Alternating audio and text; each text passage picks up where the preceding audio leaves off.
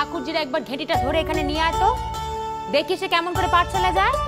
কেন যাব না? কেন বৌদি তোমার কানের মধ্যে মন্ত্র ঢুকিয়ে দিল, আর তুমি অমনি আমাদেরকে নিষেধ করতে লেগেছো। কেন এমন করছিস রে বৌদি? তোর না হয় পাঠশালা যেতে ভাল লাগেনি, তাই তুই যাসনি। আমাদের যখন যেতে ভাল লাগে আমাদেরকে তো যেতে দে, আমরা আসছি মা। ওটে, খবরদার বলছি, আজ তুই পাঠশালায় যাবি না। তোমার কি হয়েছে গো মা? অন্যদিন তো দিদিমা মানা করে আর তুমি আমাকে যেতে দাও, আজকে হঠাৎ তুমি মানা করছো কেন গো? না বলবে না, বলবে না।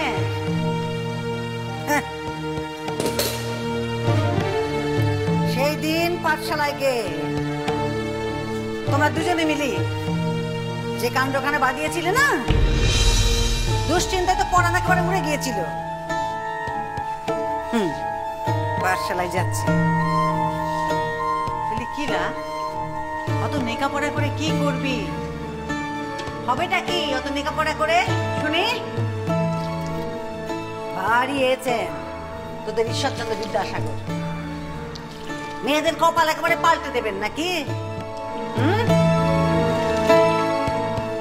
বেদবাদের বেদ দিচ্ছেন, মেয়েদের লেখাপড়া শেখাচ্ছেন। নিয়তি, মেয়ে মানুষের নিয়তির লিখন তিনি খণ্ডাবেন কি করে?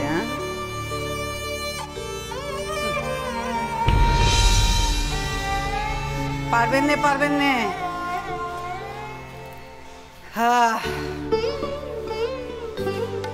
দাঁড়িয়ে রইলি কেন পুটি?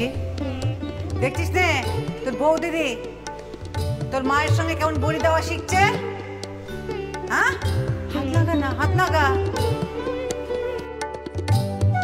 বলি ও নাচ জামাই, তখন ঘরে গিয়ে দেখলুম সরার মধ্যে তো তোমার মুড়ি পড়ে রয়েছে গো। পুরোটা খাওনি তো? যাও খেয়ে নাও গে। বলি ওই পাঠশালা যাবো পাঠশালা যাবো করে নেচে উঠে খাওয়া ছাড়ান দিলে হয়? যাও যাও যাও খেয়ে নাও গে, যাও। কিরে পুটি, মুখ গোছ করে দাঁড়িয়ে রইলি যে? কথা কানে যাচ্ছে না তো? হ্যাঁ, কানে যাচ্ছে রে? ও না বিহারি বিরুচ্ছ, আসলাম। সাবধানে যেও। হ্যাঁ মা, আসলাম। হ্যাঁ বাবা, সাবধানে যাস।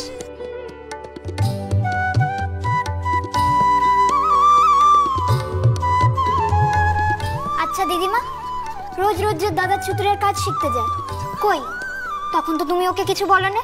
বাপ রে বাপ, ওমা তোর নাতনির যুক্তি শুনেছো? কি বলবে এবার? চোপাকান তো তোমার মতোই হয়েছে, এবার বলো কি বলবে, বলো। দাঁত বাস করিস না তো? বলে ও পুটি, বিহারি ছুতোর মিস্ত্রির কাছে কাজ শিখতে যায়। কেন যায়? সে রোজগার করবে কাজ শিখে তো। আর তুই যে পাঠশালা যেতে চাইছিস, কি হবে সেখানে গিয়ে? সেই তো এক বর্ণ পরিচয়, আজ গোপালের গল্প, কাল নেপালের গল্প, পরশু কি হবে? এই সমস্ত গল্প জেনে কি উদ্ধারখানা হবে শুনি?